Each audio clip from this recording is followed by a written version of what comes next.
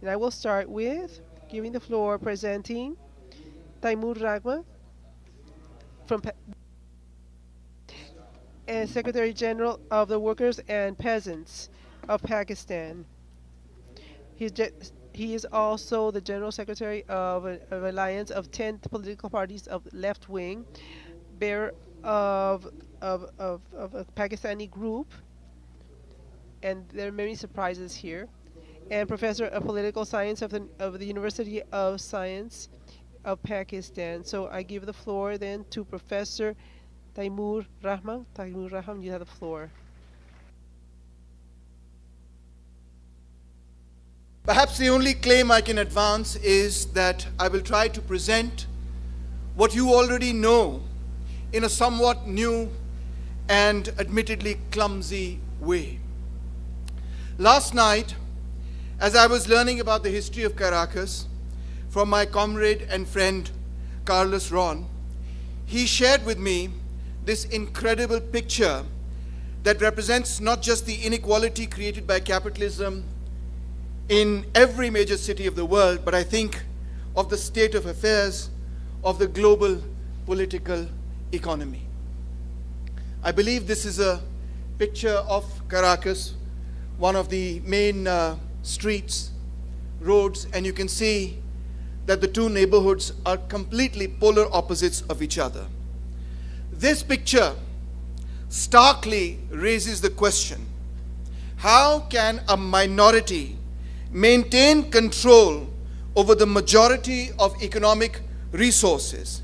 And how can the majority maintain itself on such a small minority of resources? Those who create have nothing. Those who have everything create nothing.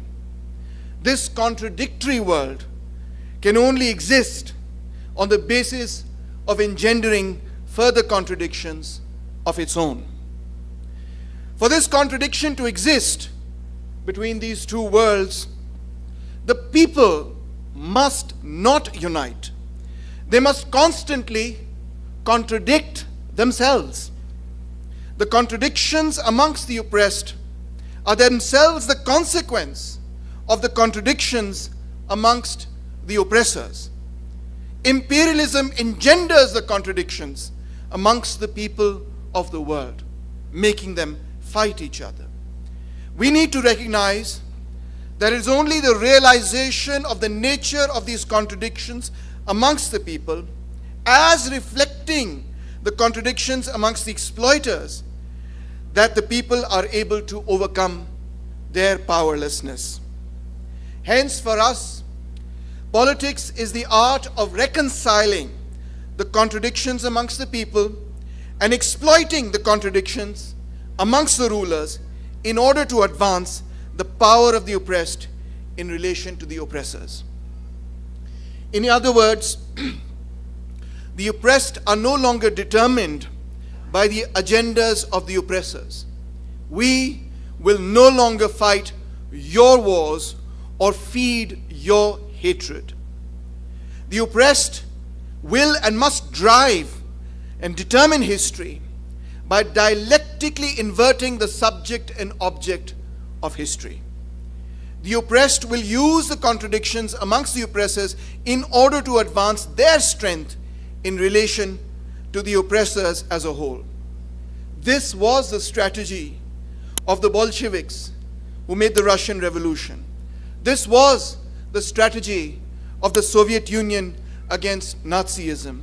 This was the strategy of the Chinese and the Vietnamese Revolution. It has been the essence of every revolutionary movement, in fact, in all of human history.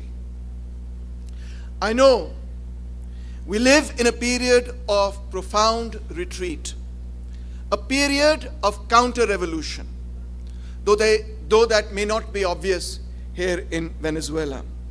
But in many parts of the world, the Nazis, the fascists have won, and won decisively. And they have rewritten history.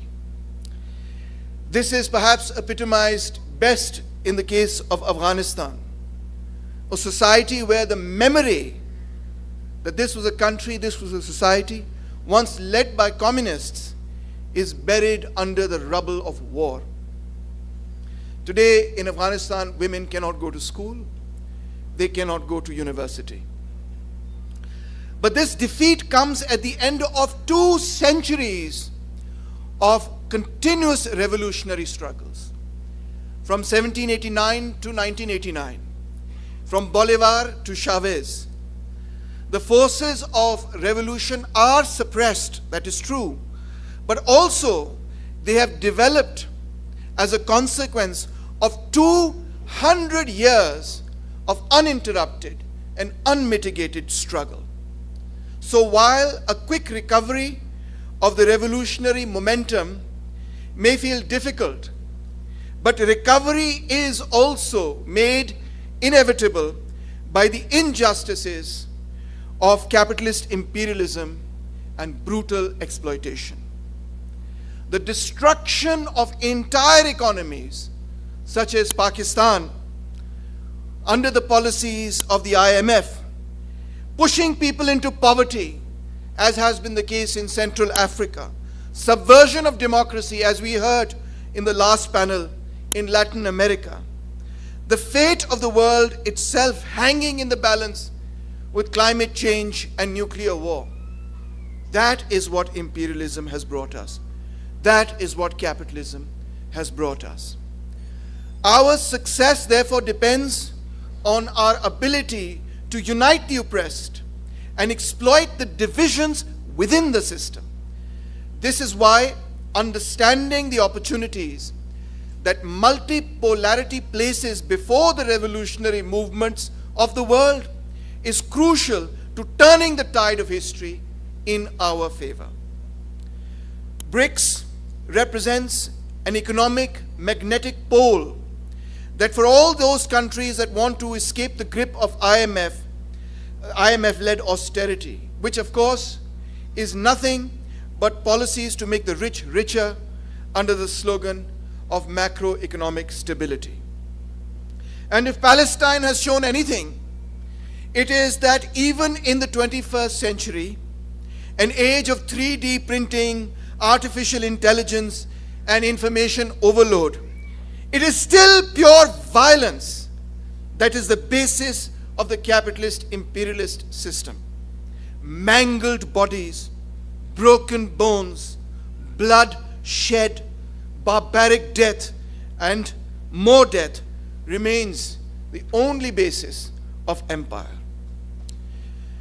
That is why many people want to see a military or political magnetic pole in opposition to the serpentine grip of NATO, which is nothing but the continuity of the last 200 years of gunboat diplomacy of Western colonialism.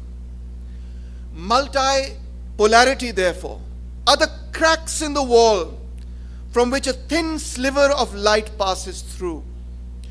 We must place the thin edge of our wedge in these cracks and hammer that contradiction to break down these walls of oppression. But this cannot be accomplished by the capitalist class of the third world. The experience of how the IMF has literally shrunk the Pakistani economy demonstrates that the capitalist class would sooner accept its self-liquidation as a class than unite for any project of national economic rejuvenation. It can therefore be accomplished only by the people who need it the most, the people who require it the most, the people on the wrong side of this divide, the people whose blood and tears flow through the annals of history, forming the bedrock of all that human civilization has built.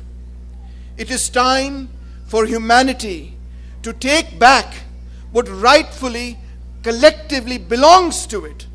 It is time for humanity to recognize its umbilical cordal connection to Mother Earth, save our mother from the destruction of the cancerous parts of itself. It is time for humanity to solve the dilemma of humanity, break the mental chains on our imagination.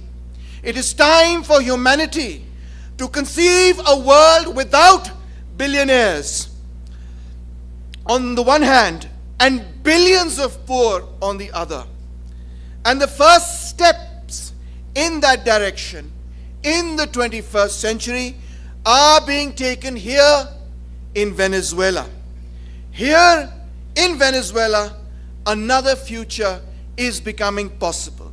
Here, the glimmer of the future can be seen from the cracks in the wall. Here, the people, those people, are taking their destiny in their own hands. Here, the people have rejected neoliberal capitalist imperialism.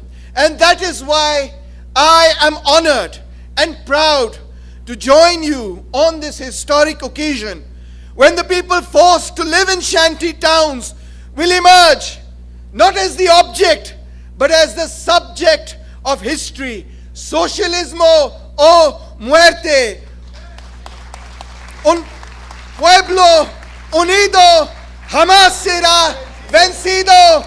¡Viva Venezuela! Thank you.